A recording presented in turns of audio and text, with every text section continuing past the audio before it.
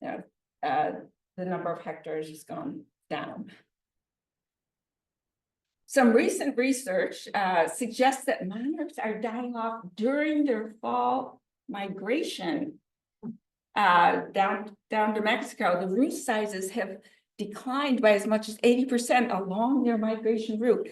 And this was in that most recent Wild Ones journal that just came out. If you're a member of Wild Ones, you get the journal, which is a digital journal, and they had a really interesting article. So, if you aren't a member, the journal is a good reason to become a member, as well as just supporting our biodiversity mission. And they relied on, for this research, which is in the National Academy of Sciences research, they relied on data submitted to Journey North by community scientists. Scientists can't be everywhere at once. They can't be counting all these things and the numbers that are needed. They really rely on community scientists, people like us. You just submit to your sightings to Journey North. They suspect two reasons for this change. One is non-native milkweeds, and one is captive rearing. And the non-native, the tropical milkweed, they're easy to grow, they're very profitable. People like the looks of them. And I'm on the Monarch listserv through Monarch Watch, University of Kansas. And you might as well not mention to anyone that they not grow this tropical milkweed. I mean, people can get vicious about a plant. People love this. Anything like, not growing, burning, anything like that. You get some really nasty comments. I've given up. But two reasons this is a problem is that OE, there's a protozoa OE, a parasite builds up because this doesn't die back in the winter. And also disruption of migration behavior, because since this milkweed is here, it encourages them to breed instead of migrating. So it's a really bad thing. There's so many nice native milkweeds. Tropical milkweed may actually become toxic to monarch caterpillars when the plants are exposed to the warmer temperatures of climate change. So there's all sorts of reasons not to grow this tropical milkweed. There really are nice native milkweeds. Captive raising. Now, I used to raise quite a few, and I haven't been. And they say, you could raise like up to 10, and it's not going to be a big problem. It is an amazing thing to watch. It's a very educational thing. So if you had one or two that you wanted to watch this whole process, you're not going to be affecting things. But people were raising hundreds or even thousands, and some businesses, like we're selling them for releases for weddings and all that kind of stuff. Or they were just with the best of intentions thinking that they were helping the population, because if you watch, the monarch eggs and the little baby caterpillars hatch out, a lot of them are eaten, like only 10% survive. It's hard to see, it's hard to watch and not want to bring them in. But some of the reasons they thought that it may result in this bad outcome is that they may not be as fit when they're raised inside and not exposed to all the things, and the survival of the fittest, the things that the little caterpillars that maybe aren't as fit or as healthy would be the ones that might tend to get eaten. So then you're making a better gene pool, or you may be raising so many that there's not as many resources for them, especially as we lose habitat and so on. So in general, they found that this is not a good idea, except for just like a very few for educational purposes and locally collected, not ordering them. That's what some schools do. They'll order them. Mail order to raise. That's not a good idea. So those are the two reasons they speculate may be the cause of this big decline on the fall migration. But there's really great news too. Your yard can help butterflies and moths bounce back. And this is, and I live in a, suburban setting with beautiful lawns all around. It's basically asphalt and lawns. And so I'm on a corner, and this is my side yard. I have lots of plants. So butterfly garden. So should we create a butterfly garden? That's what most articles talk about. Or a butterfly friendly landscape. And there's kind of a, a subtle difference there. Butterfly garden, they'll do the pretty plants where it draws adult butterflies. But a butterfly friendly landscape has some different qualities we'll talk about here. They provide for all of the stages of the butterfly's life. The egg and caterpillar need host plants. And this again is the spicebush swallowtail. Plants don't want to get eaten, so they have all sorts of chemicals. And particular butterflies have learned to overcome those chemical defenses for the plants they need to eat. And there's, well, some plants will host more than one kind, but generally, they have their own kind. And milkweed for monarchs, but the other one, the spicebush for the spicebush swallowtail. I think there's also, I don't know, something sassafras, or I think they have another host plant too, but obviously spicebush. And they're generally natives. And if you don't have any host plants, you're not going to have caterpillars. And if you don't have any caterpillars, you're not going to have butterflies. So it's really important. Some are even named for their host plants. I do have a pipevine, and we're really, kind of close to the outer range of the pipevine swallowtail, but I did have a pipevine swallowtail once laying eggs. And the spicebush, I have a bunch of spice bushes in the front yard. Some moths need only host plants to lay their eggs on. Since as adults, they don't eat at all. I mean, their whole job, once they become adults, is to lay eggs, and that's the end of them. Host plants can be trees and shrubs. When you think of a butterfly garden, you think of, getting a lot of pretty flowers to grow so that the butterflies, the adult butterflies come and get the nectar and so on. But trees and shrubs are really important host plants. If you look at Talony's keystone plant list, a lot of the really important ones, especially oaks, they host so many oaks, willows, choke cherries, and then provide those soft landings underneath, because a lot of these are spending the whole winter here. They drop down, and this is our local school. They planted a whole row of oak trees, which is great, but they've got the lawn going right up. And John and a couple of other people of the Geddes tree committee got some mulch and actually put a mulch ring around those, because these trees were getting, the bottom of the trunk was all nicked because of the lawnmower going on. You have to mow the lawn right up to the trunk. Well, they're not going to last long. But the bigger issue in terms of butterflies is that you need diverse plantings under keystone, especially these keystone plants. You go to the trouble planting an oak tree because it supports so many butterfly caterpillars, moth caterpillars, and so on. And then you have lawn underneath, and if they drop down into that, so there's no soft landings there. And they provide that critical shelter and habitat for one or more of the life cycle stages of insects. And in addition to the plant, soft landings also include leaf litter, duff, and plant debris. If you go out in nature, this is what you see.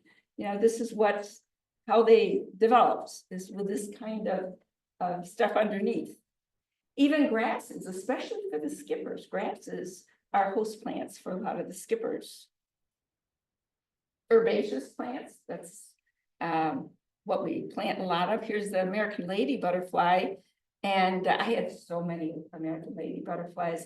I kept planting more and more of the pussy toads, and also the pearly everlastings. And because I just had so many. Last year, I hardly had any. The American lady in that last study was down 58%. Monarchs must have milkweed. This is, now the swamp milkweed is a really, garden friendly plant. It doesn't have the rhizomes that spread out, which I have the common milkweed, which spreads out, but I don't really find it to be a problem. But the swamp milkweed, the roots are clump forming, so they're not going to like spread out all over. And they have, a modest number of little seedlings, but it's really pretty flowers and so on. Swallowwort's a non-native milkweed cousin. So when the female butterfly sits down, they pack the leaf and find chemically this is fine, so I'll lay my eggs here. But then the caterpillars can't develop on it because it's not native here. It's not what they evolved with. Dogbane is milkweed lookalike. People think, oh, I've got milkweed, but it is a native plant, and it is a host for other leps, but not for the monarchs. And change the expectations. We had someone stop by a couple years ago, and they saw that I had a lot of plants, and they lived a couple blocks away and said, can you come and look at my plants? Something is eating the leaves. And oh my goodness, like we have this expectation that every leaf should be perfect, you can't have any holes. And now if it's Japanese beetle or something, that's a different story. But if you have native plants and native insects eating them, if you don't have leaves that are eaten, it's not participating in the whole ecosystem. And this is interesting. This is the spicebush swallowtail. They make this characteristic little cut there, these little caterpillars, and then they go back and forth and lay down the silk. And as the silk dries, it folds over, and then they hide in there. So if you look in there, there's a little caterpillar. If you're lucky, some leaves will be chewed. Some might be temporarily unsightly. This is the pussy toads back when I had a lot of American ladies, and they make these larval nests, and that's why the pussy toads has these little white hairs, and also the pearly everlasting, their other host plant, and they kind of gather those together, make a little nest, a larval nest, and they're protected inside there. And so, you've got all these things now. I don't find them unsightly, but some people just think everything has to look just perfect. But they won't kill their host plants. If they did, they would have died out long ago because they depend on these things. And, didn't hurt the plants at all. Provide for the chrysalis, there's not much you have to do. But some people expect that, if you have milkweed, you've seen a caterpillar on it, then they start looking for the chrysalis on that milkweed. But that's not where they're going to tend to be. And probably that makes sense because, if you have predators around and the predators know you eat milkweed, then when you're in this stage where you're just hanging, you can't move, then probably you wouldn't want to be on milkweed. But when I was raising them inside, when they got to that stage, they'd become very restless and they'd go around and around and around the cage. They have this urge to move, and they will move quite far away. And here was my milkweeds here. And then I saw a chrysalis way up there. Then they can even move farther than that. But they're not going to tend to be on the milk or for other butterflies on their own host plant. Now the American ladies are there, but they're hidden away in their larval nest. And this is the stage we're used to providing for the adult. And some actually drink sap, rotting fruit, dung, or carrion. This is the question mark butterfly, and you can see why it's called the question mark. See the little question mark there. And this is the comma butterfly. But most adult butterflies are going to use the nectar, not the sap or the dung or whatever. Now, so everybody knows they need nectar, so what do they buy? You know, what do they sell? The butterfly bush, the buddleia. Because butterflies do like it, they'll flock around, you'll get to enjoy watching the butterflies. The only problem is that they aren't host plants for anything. And they invade natural areas. They are not a native plant. And this is BONAP, B-O-N-A-P. If you want to find where things are native, the blue means that they're present somewhere, but not native. If this were a native plant, it would be green. So that's how they show the differences, the color. Anybody can go to BONAP, or you can go to Go Botany, which is the New England Wildflower Society's website, and they use the BONAP information. And you'll see, like, if New York is in green for a particular plant, it means it's native here. If it's blue, then it isn't native there. But these are causing a huge problem, these buddleias, because they grow so easily and they escape. Even if there are, and sometimes they say, oh, we have a sterile kind now, so it's not going to spread. Even if that were true, which isn't always true, because they can, you know, hybridize with other ones, there's lost opportunity cost. You've got all of these buddleias, and they aren't doing anything but providing nectar. Providing nectar is the easy part, really. You want to have lots of flowers. Most people have flowers. They provide nectar.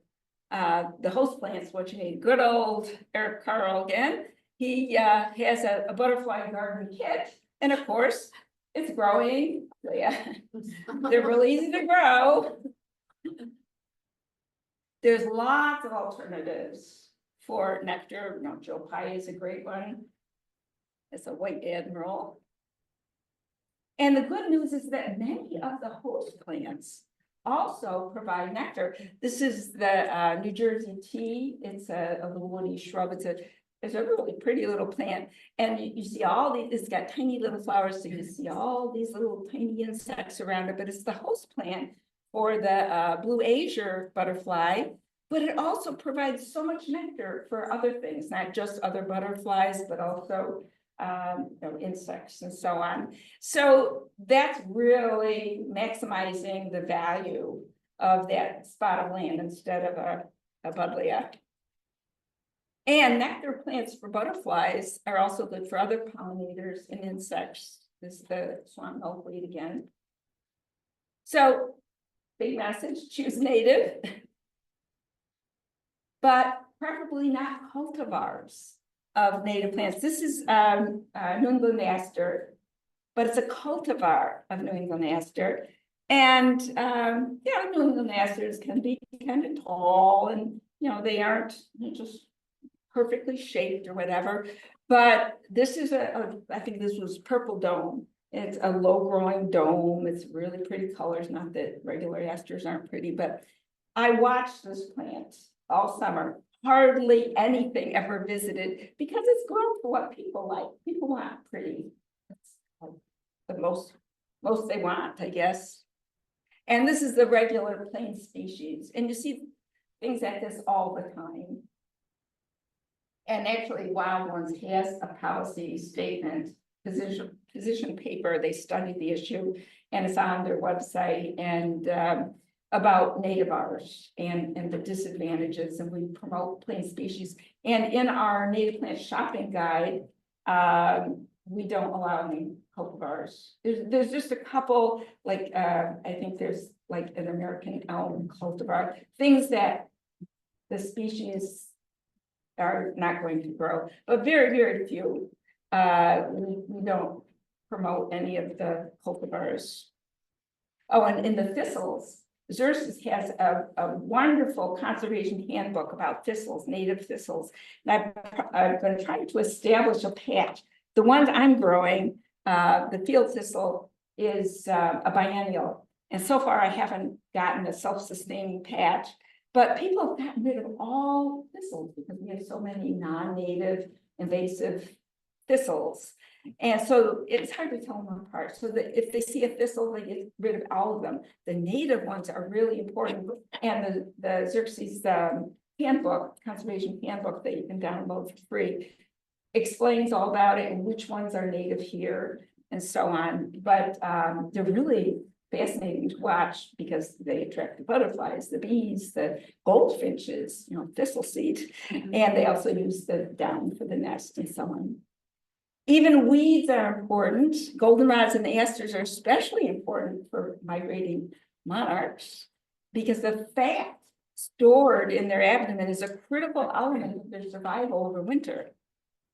And it fuels their long journey, but also it has to last until the next spring when they begin their flight back.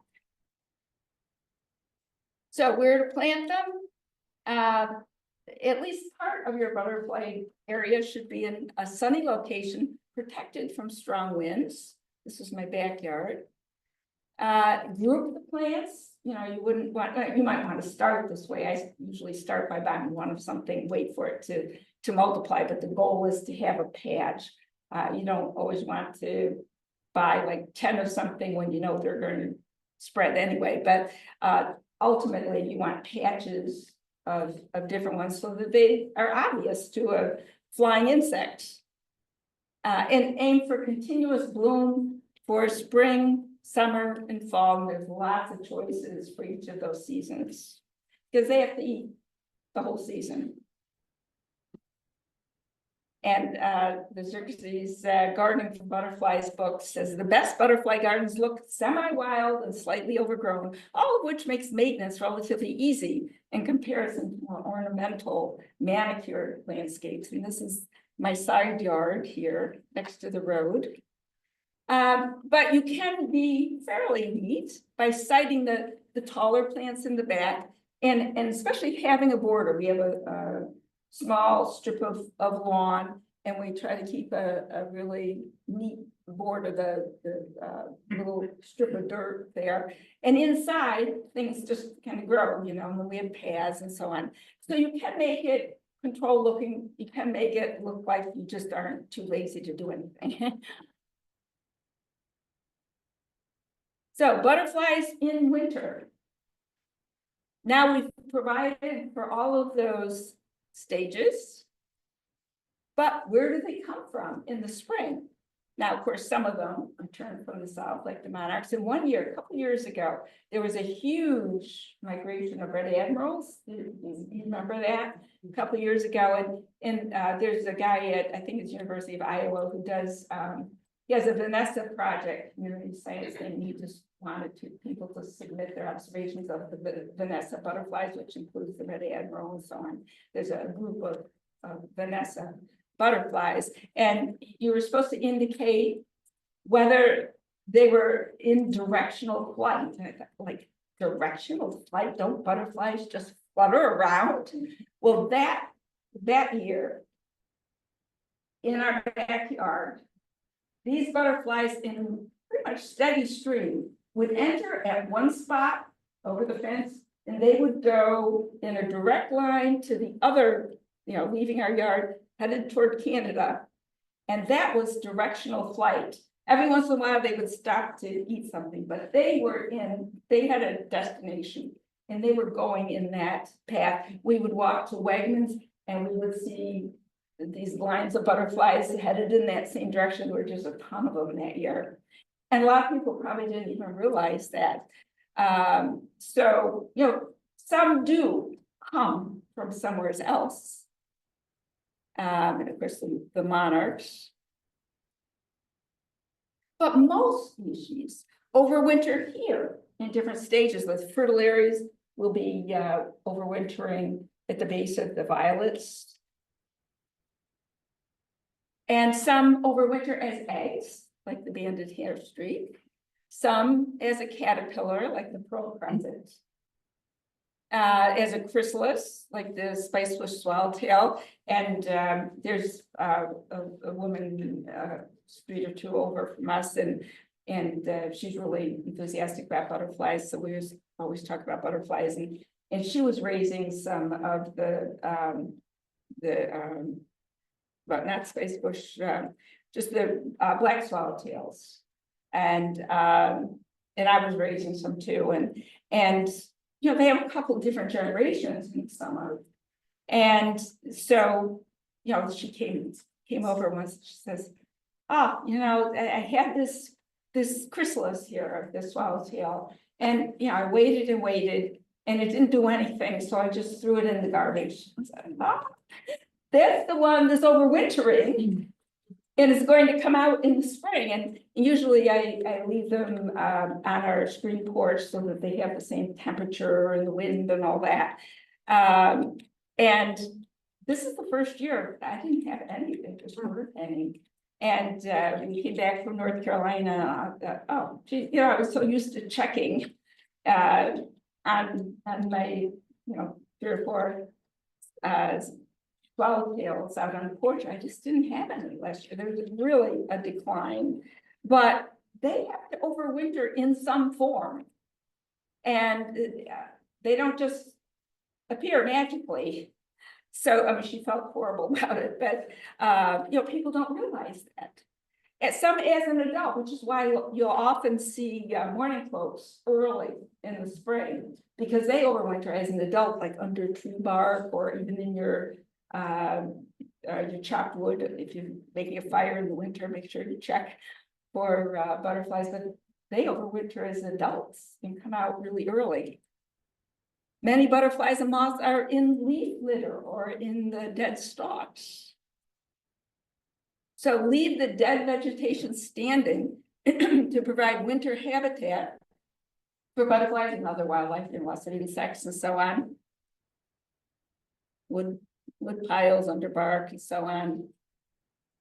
But they don't need those. We're so used to wanting to provide stuff, you know, bee houses and butterfly houses and all that. And the more we can create what should be there, the better off everything is. So what happens when we neaten our yard? This is in our neighborhood in early fall or spring. I mean, people have already done this year. Or when we shred the leaves. Now, we used to have this. You know, we used to be ornamental gardeners. We thought we were doing a great thing, you know, getting all these leaves together. We'd shred them and put them in compost piles and stuff.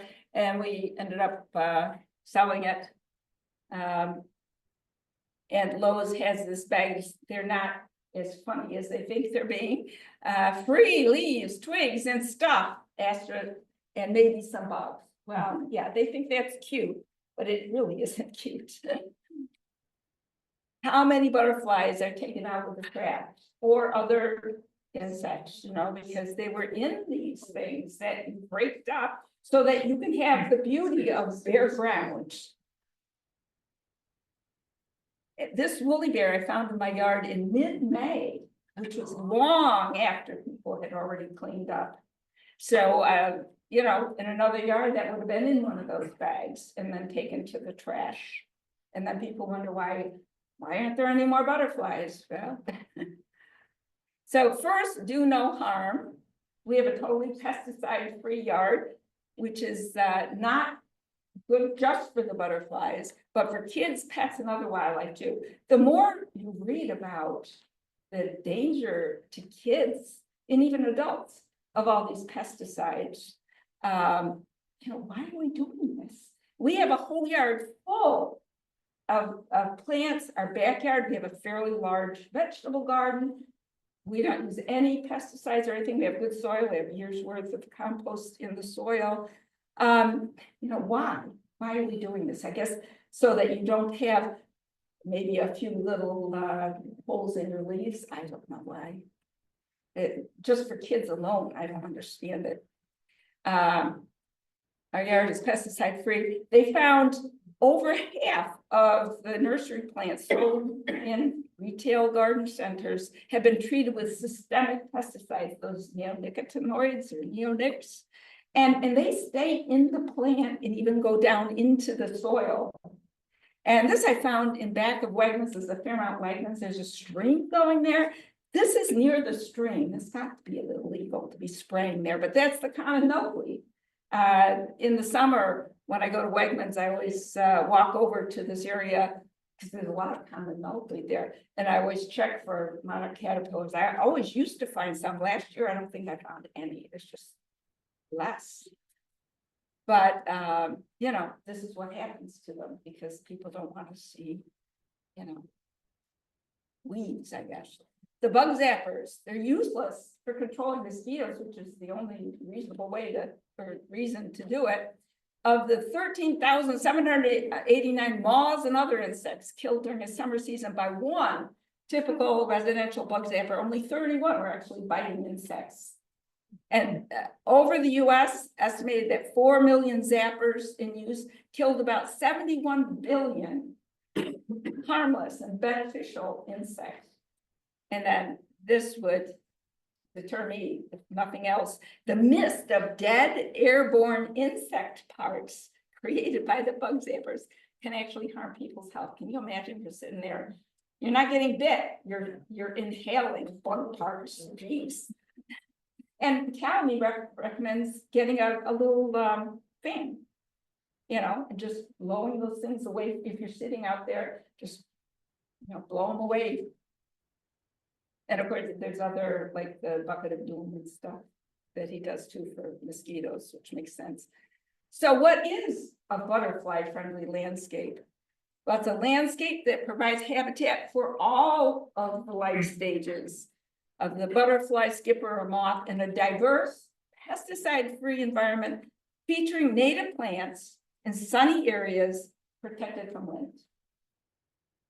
And it's more than just a flower garden, more than just pretty plants. Now, I started out as an ornamental gardener ever since I was a teenager. I just, you know, I spent a fortune on all these, you know, special cultivars and stuff, which are all in the compost long ago. But this is what I would have wanted. Yeah, my younger self, I would have thought this was wonderful, but it's not likely to be supporting life of any kind. Other conservation issues, noise pollution. They found that monarch caterpillars living next to roads may be stressed by the sound of passing cars and trucks. They had elevated heart rates and became more aggressive. You know, they didn't evolve with all this noise. We didn't either. You know, oh my goodness, in my neighborhood, you know, no sooner does one thing stop and the next one starts. It's a real stress for people as well. Light pollution, and there we are with our little, you know, bunch of light. So that's the importance of the, especially during migration season, all seasons really. I just read the book Inner Clock. They have it in the library system about the importance for people of following your circadian rhythms, and we've lost night and day. You know, it's not bright enough in the day. It's not dark enough at night. It's not good for people either. And why we do this, I don't know. I don't know if it's to show off or whatever. This is beyond security lighting. If you do have, for our porch, if someone comes to the door or something, we turn on the light. If you have the yellow one, it's much better. Or for security lighting, you have the motion detector one, where someone comes up toward the house, the light comes on. It's not on all the time. Yeah, the yellow LED light. And skip the butterfly releases. Help scientists. This is really interesting. Nancy Lawson, the author of Humane Gardener, she has a wonderful website called The Humane Gardener. And she's been working with a scientist on this Monarch RX.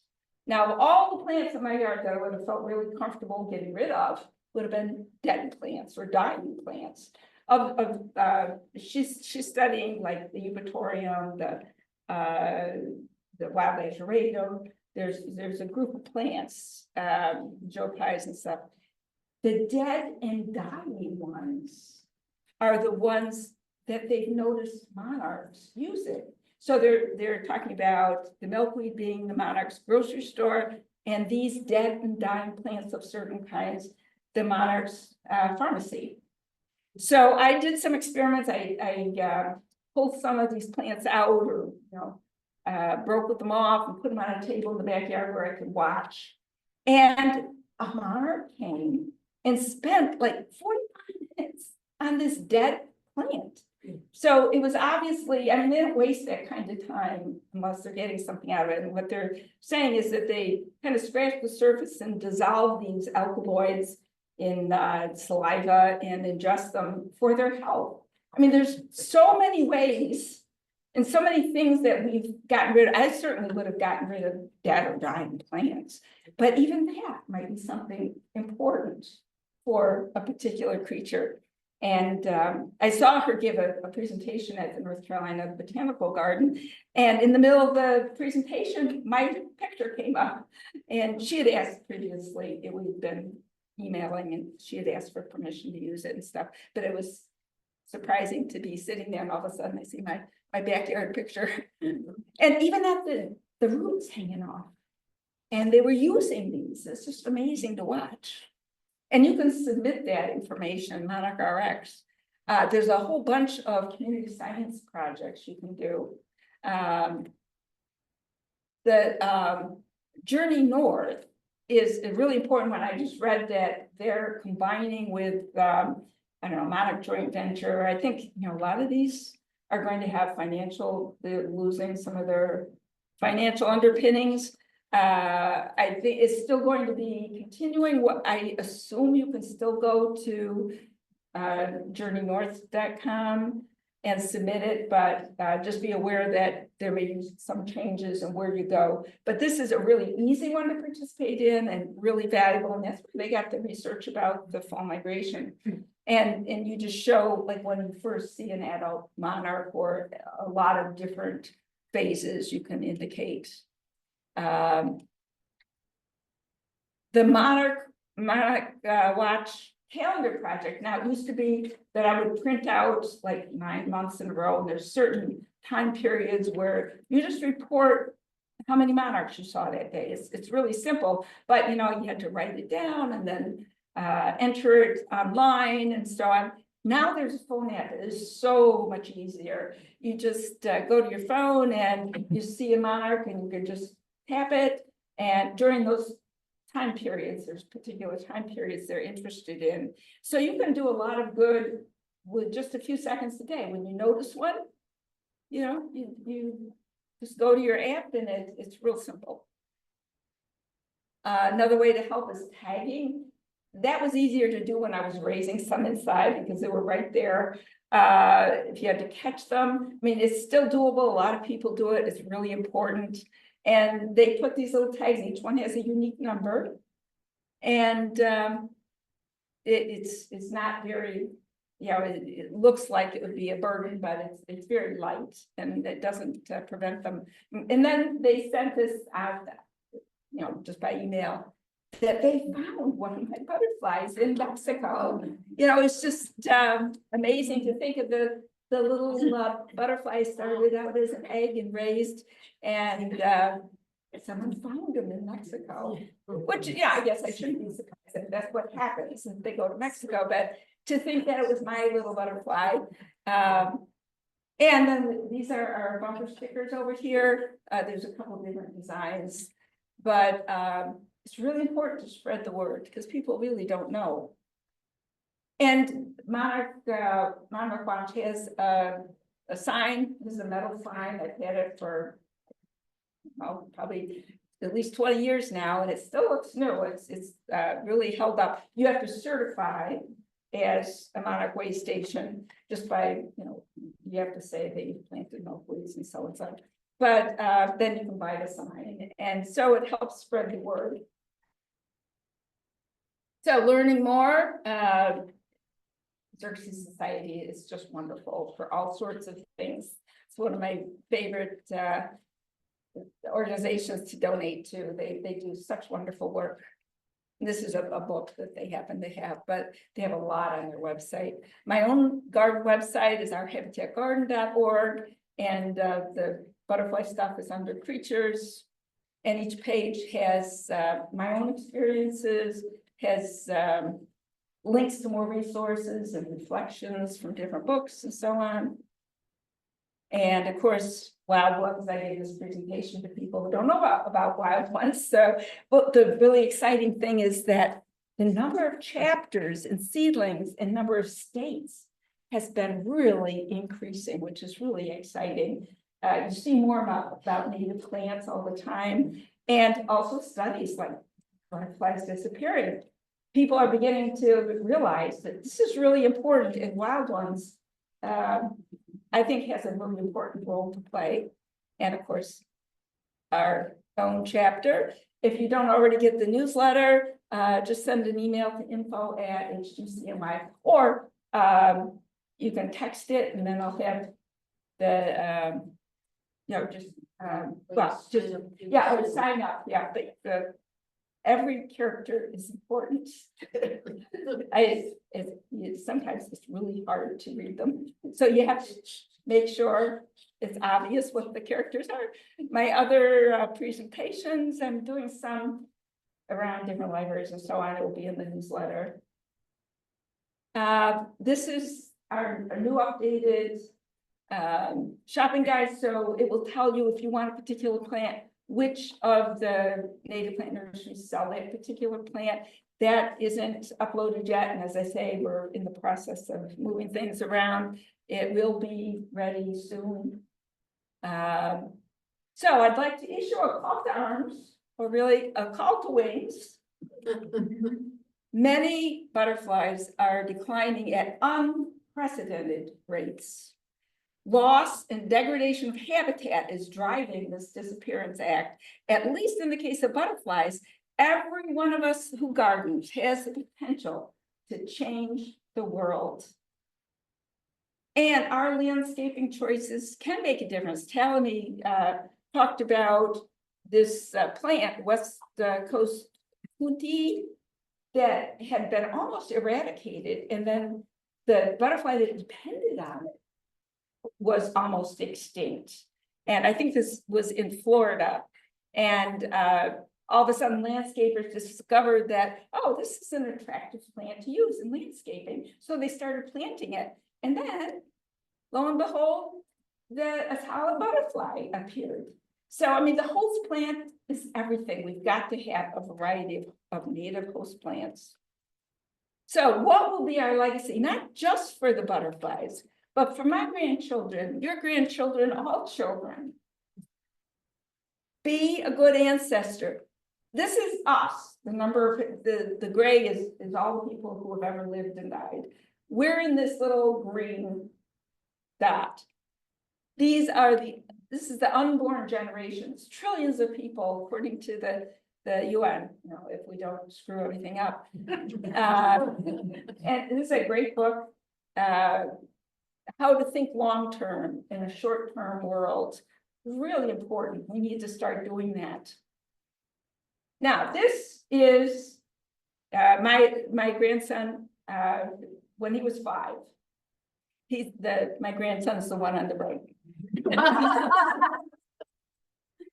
In just 10 years later, wow, kids grow just like that. 10 years is not a lot of time. Yeah. This is my 8-year-old granddaughter in 2024. She'll be 18 in just 10 years. That happens so fast. This is the trajectory of the Lepidoptera and other invertebrates. This is the Global Living Planet Index, showing the decline in wildlife populations. This is the global mean temperature. You can imagine where these lines will be in just 10 years, and 10 years happens just like that. And these 18-year-olds who will be 18, becoming adults, they have a right to expect a living planet, not just a planet that we've enjoyed pretty flowers on.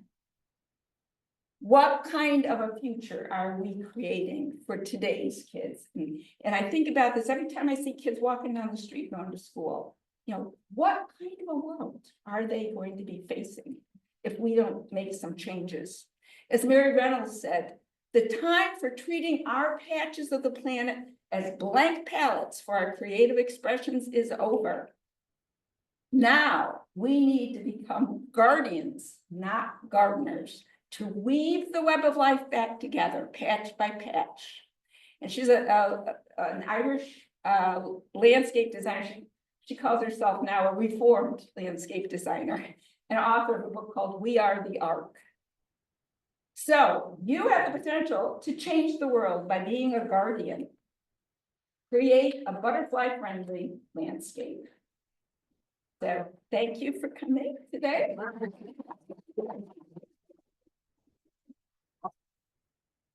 Yeah, the seed presentation that was supposed to be today is really important because we can't regenerate nature without the seeds, and seeds are, that's the limiting factor.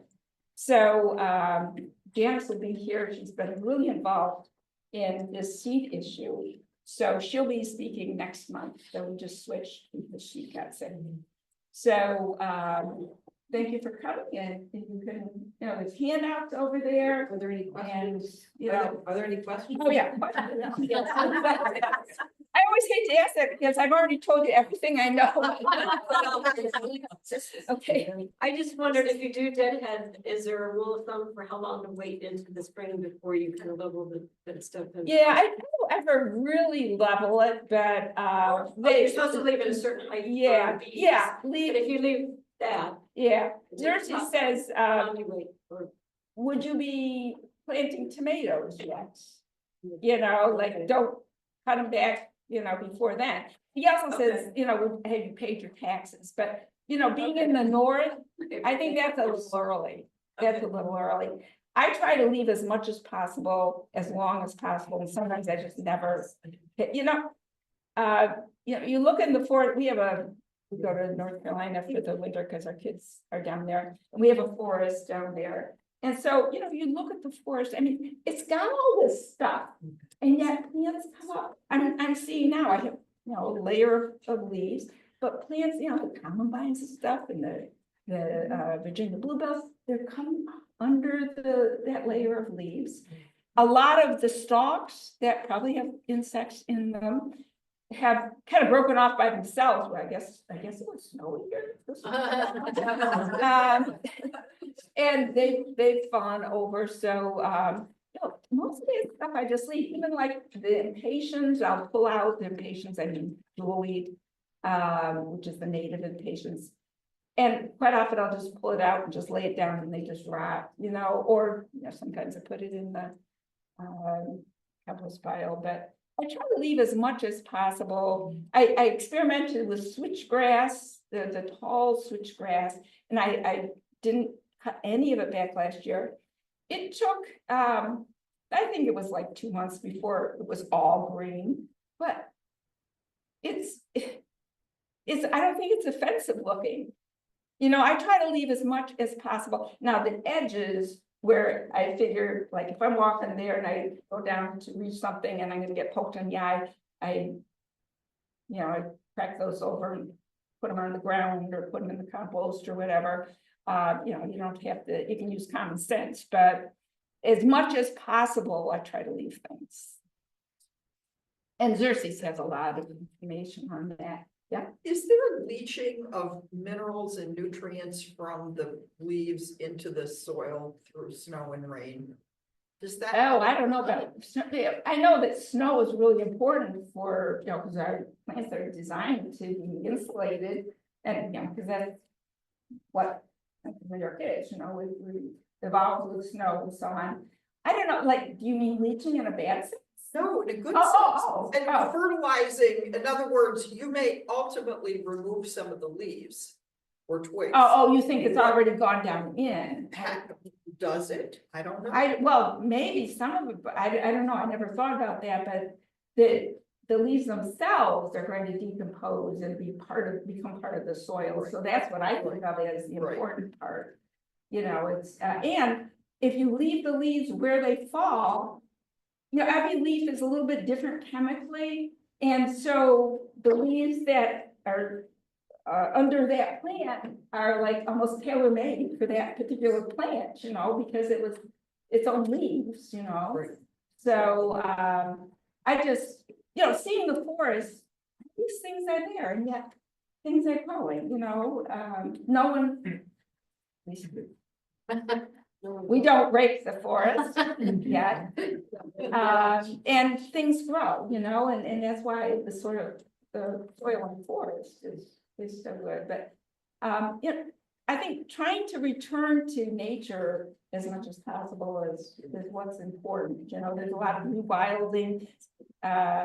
Projects and so on, especially in Europe, I think they're ahead of us there, but, oh, and then that book, by Basil Camus, From Wasteland to Wonder, that you can download that for free. He's, the Pando Project, he's down in, well, he's in Raleigh. I almost had a chance to meet him once. And, but he's been, Talony is hosting him. I'm gonna put that in the newsletter. There's a free webinar with Basil Camus. And he's also connected with, a lot of, I think, Margaret Roach and a lot of, you know, big names. He's definitely, endorsed by Talony. He's got a lot of great videos, and you can download his book for free. And you know, you're welcome to send a donation. But he's got a lot of interesting stuff. Yes. There's a question online. Yep. People want to know, how helpful are puddling stations? Well, I haven't tried that because we have a pond and stream. But you know, I don't think that, you know, if there's no other source of water, especially some may need like some of the minerals and the mud and stuff. But you could look, Xerxes probably has. Talk about it, do you know, or? I know I just read something somewhere about it.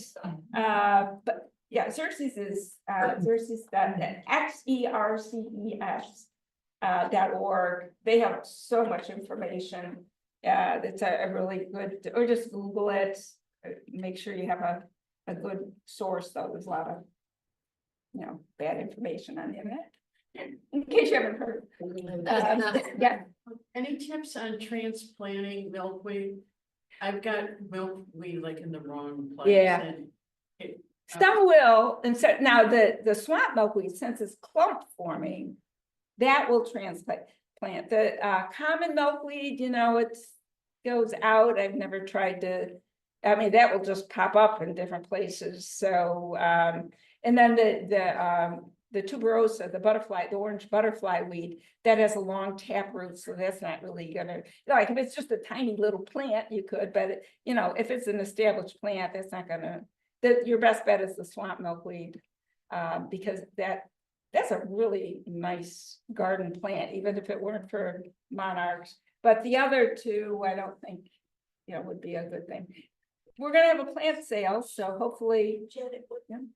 what is your plans? John? May 10th and 11th.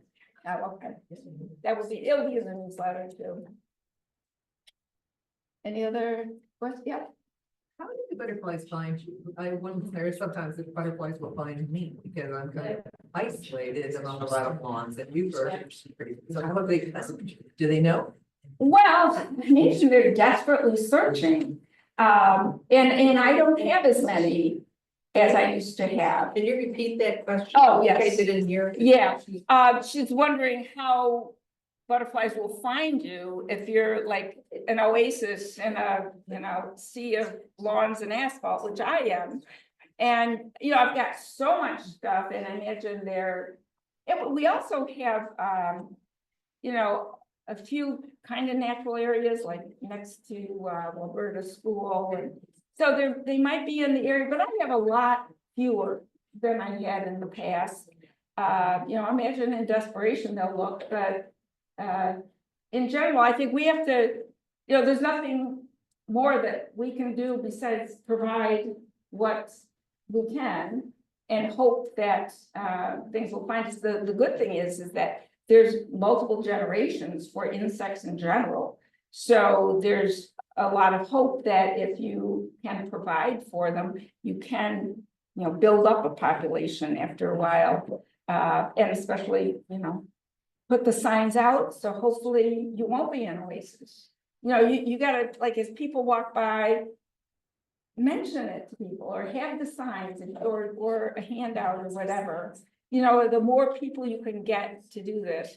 And if they really understood the issue and how it is going to affect young people today in the very near future, you know, if they really understood that this is an emergency, really, you know, you wouldn't be an oasis, but in the meantime, you do what you can. And like I say, with the bumper stickers and stuff, publicize it's the signs. I have a whole bunch of signs.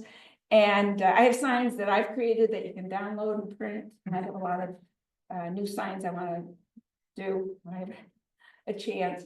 But people pass by and I've had people say that they enjoy seeing the signs, you know, because a lot of them are informational kind of signs or, you know, make you think. There was this, where, oh, here, back here, the wildlife tree sign. I had this on, well, our dead apple tree, which eventually did fall down. It was in a spot where it wasn't going to be a danger to anyone, which you have to consider. But I had this sign on the tree, and a woman were on the side road. She was walking out there, and people can see the sign from the street. And she was walking down, and she says, "Oh," and this is the big dead apple tree. Said, "Oh, a wildlife tree. I wonder what kind it is." Dead one. Any kind of tree, but the dead one was the part that was important. So, you know, you can, you know, have a conversation with people about things and stuff, but yeah, the goal is to not be an oasis, but in the meantime, what more can we do? You know, talk to people and so on. Yes. Jan, are you gonna give garden tours again this? Oh, yes, yes, yes. And that'll be in the newsletter if people want Oh, to yes. see your garden? Yeah, yeah, I always put lots of, oh, that reminds me, if anyone has a yard that you would want people to come visit, and you also need someone to coordinate these visits. So if you're interested in coordinating, that would, oh, did you say you would? I was gonna do it, yeah. Oh, good. Yeah, so, and if you, I'll make sure I send you, Bill Waller's, letters. Okay. Yeah, okay, good. So yes, we're going to have, garden tours, yes. Mhm. You mentioned the Humane Gardener. There's a Yes. new book that she has out. Yes. Not just her website and on Facebook. Could you talk about just overall her philosophy about kindness? And Yes. so many of our practices are Yeah, so dangerous, toxic, mean, and cruel yeah. to Um, creatures. So just give a Yeah, I couple can't remember examples. the maybe. Wild, what's the name of her new book? Wild. Her first one is The Humane Gardener. Oh, can't think of the name of her other book. I have it. I went and I bought it, bought I just it can't too, think of but, the name. Yeah, and on our deer handout, we do have a deer handout that tells which plants will be less likely to be attacked by deer. I put some of her philosophy there. And, you know, she lets some of these things just happen, you know. Now, deer are kind of a special problem because we've gotten rid of all the predators, so it is not natural anymore. You know, we've killed off the predators. It's not in balance. They're a real problem for forests and so on. But yeah, she has it, like she says, she's the humane gardener, to think more deeply about the rights of wildlife. And there's even the light meters book, you know, about plants themselves, you know, thinking more deeply, read Robin Kimmerer about some of those things, you know. You know, it is a Yes, Wildscape. wildscape, she right, got. right, yeah, she's great, and it was good hearing her in North Carolina. So yeah, any other questions?